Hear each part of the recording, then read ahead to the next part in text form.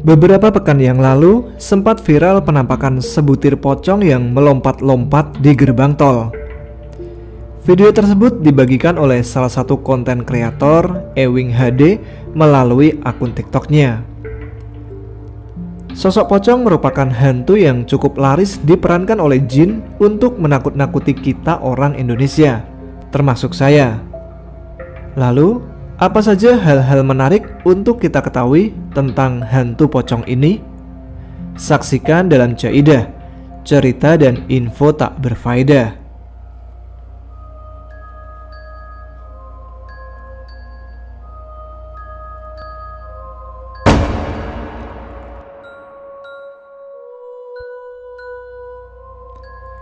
Assalamualaikum teman-teman, ada apa gerangan dimanapun kalian berada. Semoga kalian selalu diberikan kesehatan.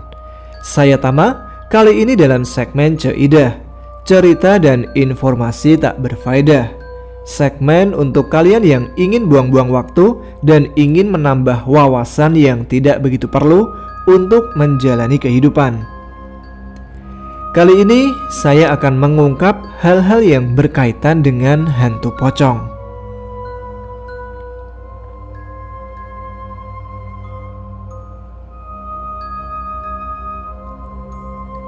Sebelum kita beranjak lebih jauh, kita harus tahu lebih dulu apa definisi dari pocong itu. Menurut laman Wikipedia, pocong adalah sejenis hantu yang berwujud guling. Di sebagian tempat lain, hantu semacam ini dikenal sebagai hantu bungkus atau hantu kafan. Menurut kejadian asal-usulnya sendiri, pocong adalah hantu yang konon merupakan arwah orang mati yang terperangkap dalam kafan mereka.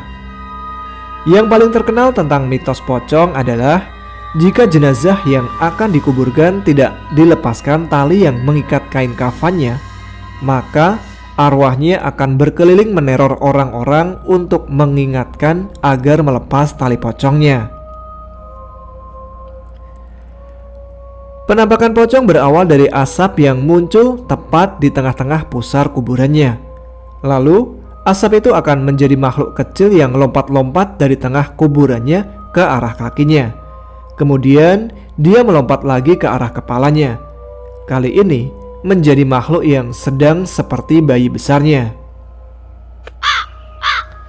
Selanjutnya, ia akan melompat ke sisi sebelah baratnya. Lalu sempurnalah wujud pocong tersebut. Kemudian pocong akan berkeliling kuburannya sebanyak 1 kali. Meski kondisi kaki terikat, namun pocong masih bisa berjalan dengan kaki terikat. Setelah menjadi sosok pocong yang sempurna, ia akan terbang melayang-layang untuk menakuti manusia. Bola matanya terlihat seperti mau keluar. Tidak ada alis ataupun daging kulitnya.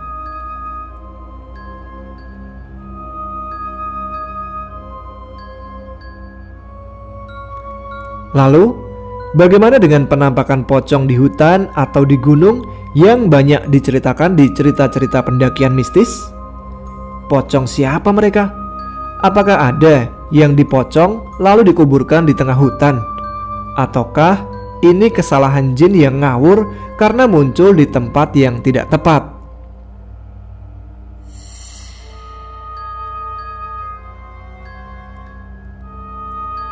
Baiklah, berikut ini adalah 7 hal yang berkaitan dengan pocong.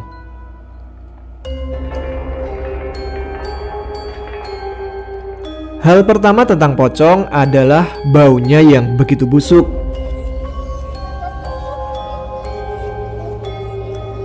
Pengakuan dari beberapa orang yang pernah beruntung bertemu dengan sosok pocong adalah baunya yang busuk. Dalam jarak beberapa meter, baunya cenderung seperti minyak-minyak tertentu, tapi begitu dekat akan berbau seperti bau bangkai. Hal ini tidak heran, karena pocong merupakan perwujudan dari mayat yang telah membusuk dan tentu saja akan berbau seperti bangkai. Hal inilah yang membuat orang-orang dengan kemampuan khusus malas untuk bertemu dengan pocong. Bayangkan saja ketika kalian makan, tiba-tiba ada pocong yang menampakkan dirinya di dekat kalian. Pastinya akan langsung hilang selera makan.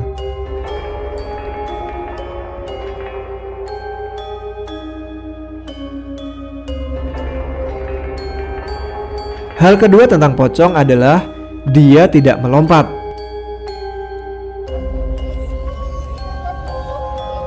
Dalam serial-serial televisi, pocong selalu diidentikan dengan melompat-lompat untuk berpindah tempat. Wajar sih, karena secara rasional kakinya itu terikat. Jadi jika ingin berpindah tempat haruslah melompat. Tapi banyak narasumber dari cerita-cerita horor yang menyanggah bahwa pocong berpindah tempat dengan cara melompat. Masih menurut penuturan narasumber, pocong itu berpindah tempat dengan cara melayang, bukannya melompat. Kalaupun dia melompat, sekali melompat itu sangatlah jauh. Jadi tetap saja lebih seperti melayang, bukan melompat. Kalau teman-teman ketika berada di jalan menemukan pocong yang melompat-lompat kecil, jangan terburu-buru takut. Siapa tahu kalian diprank. Atau jika kalian menemukan pocong yang tiduran dan menghalangi jalan kalian ketika mengemudikan kendaraan, jangan berhenti. Bisa jadi itu merupakan modus kejahatan begal yang menyamar menjadi pocong. Tabrak saja. Kalau itu pocong asli pasti tembus. Kalau itu begal, nanti juga minggir sendiri.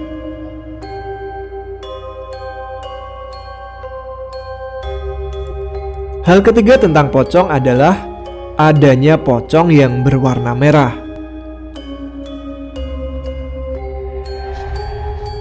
Selama ini kita banyak mendengar bahwa pocong itu pasti memakai kain kafan yang tentu berwarna putih. Tapi ada satu varian unik, yaitu pocong merah. Pocong merah bisa dibilang varian pocong yang paling ditakuti karena reputasinya yang tidak terduga dan agresif. Dikatakan lahir dari seseorang yang ingin membalas dendam atas kematian yang tidak menyenangkan. Lagian, mana ada sih kematian yang menyenangkan? Hal itu membuatnya lebih mirip dengan roh pendendam yang sering ditemukan di banyak cerita rakyat. Warna merah pocong ini dikaitkan dengan perasaan marah dan dendam yang dirasakan oleh orang tersebut sesaat sebelum kematiannya. Dari semua varian pocong, pocong merah diyakini lebih mungkin menyerang orang hidup tanpa provokasi. Karena sifatnya yang ganas dan berbahaya, banyak orang percaya pocong merah adalah raja atau pemimpin dari pocong. Lalu, kalian pernah melihat varian warna apa lagi?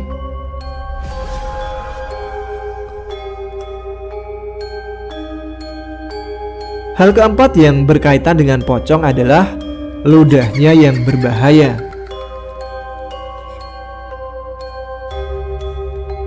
Dikutip dari media Pakuan, sebuah kisah mengerikan yang dialami oleh seorang pria asal Jawa ini menjadi momen terburuk dalam hidupnya, di mana dia diludahi oleh pocong dan membuat wajahnya menjadi busuk.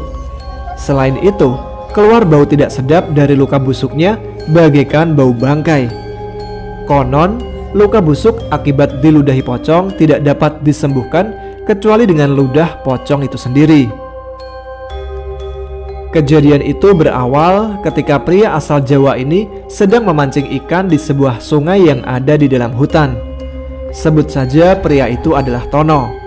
Tono bersama temannya pergi memancing di malam hari sekitar pukul 9 malam.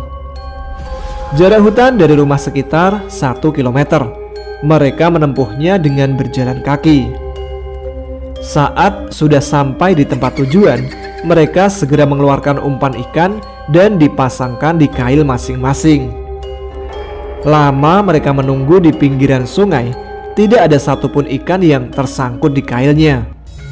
Tono yang merasa jengah hingga dia mengeluarkan kata-kata kasar karena merasa kesal.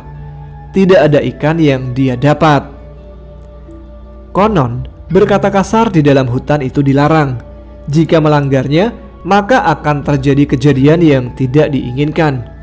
Begitupun dengan Tono. Tidak lama setelah mengatakan kata-kata kasar itu, dia tertidur karena mengantuk. Namun, betapa terkejutnya Tono ketika dia mendapat semprotan ludah yang mengenai wajahnya. Tono langsung terperanjat dan membuka wajahnya. Dia mengira bahwa yang menjahilinya itu adalah temannya. Namun, Tono mendapati temannya tengah berbaring tidur di sampingnya. Tono kebingungan siapa yang telah berani meludahinya, karena dia tidak mendapati siapapun di sana kecuali mereka berdua. Setelah ditelusuri, ternyata yang meludahinya adalah pocong.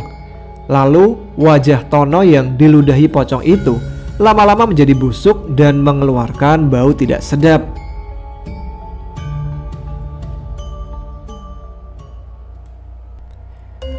Hal kelima yang berkaitan dengan pocong adalah pocong bisa digunakan untuk penglaris warung makan.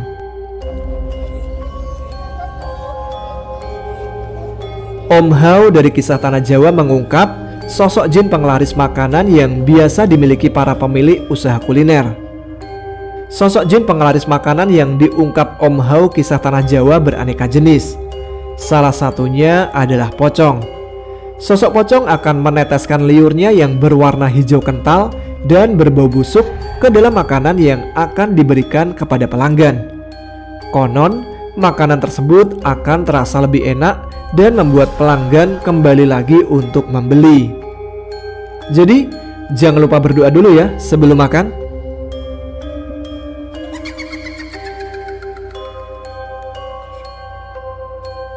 Hal keenam yang berhubungan dengan pocong adalah suka berdiam diri di pohon pisang. Dari berbagai cerita mengatakan pohon pisang menjadi tempat favorit berdiamnya sosok pocong. Ada beberapa alasan yang mendukung bahwa pohon pisang menjadi favoritnya pocong. Salah satunya karena dahulu pohon pisang sering digunakan menjadi alas untuk pemandian jenazah, terutama yang menggunakan kain kafan. Inilah alasan kuat para pendapat komunitas horor dan pakar supranatural menyebut mengapa pohon pisang sangat digemari oleh pocong. Alasan lain kenapa pocong betah di sekitar pohon pisang ialah karena pohon pisang membuat iklim suasana lingkungan menjadi lembab dan anyep. Diketahui bahwa makhluk halus memang menyukai tempat-tempat seperti itu. Namun, selain pohon pisang, pocong juga menyukai pohon Kamboja. Pohon Kamboja memang memiliki bau bunga yang mistis. Mungkin karena keharumannya membuat pocong suka dengan pohon ini. Pocong biasanya berada di pohon Kamboja dan duduk di ranting pohon tersebut dengan mengayun-ayunkan kakinya yang terbungkus kain kafan. Dan biasanya pohon ini sering ditanam di area kuburan. Hal ketujuh yang berhubungan dengan pocong adalah dia bukan arwah dari orang yang meninggal.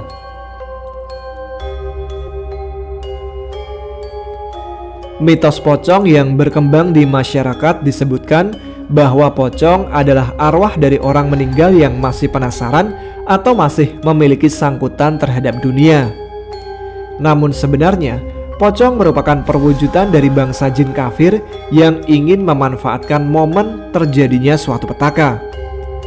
Karena jin bisa menjelma menjadi makhluk yang lain, sehingga bisa terindra oleh manusia, baik dengan dilihat, didengar, atau diraba.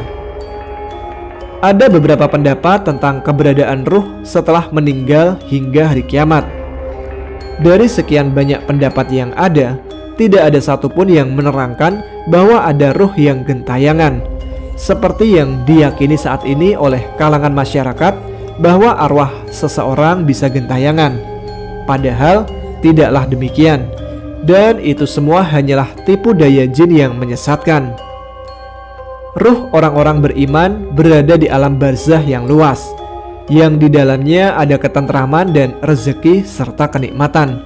Sedangkan ruh orang-orang musyrik berada di barzah yang sempit, yang di dalamnya hanya ada kesusahan dan siksa.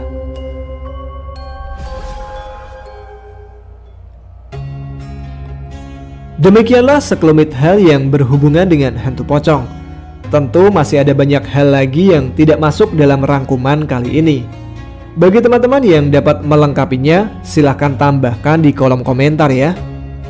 Lalu, setelah mengetahui hal-hal tentang pocong ini, apa reaksi kalian? Kalau saya sih sudah nggak takut lagi. Cuman jijik aja ya kalau didekati. Ih, amit-amit ya. Baiklah, sekian segmen Ceidah kali ini. Masih banyak informasi-informasi yang tidak berfaedah yang tidak layak kalian tunggu. Kita jumpa lagi pada segmen Ceidah selanjutnya. Cerita dan informasi tak berfaedah. Sampai jumpa. Wassalamualaikum warahmatullahi wabarakatuh.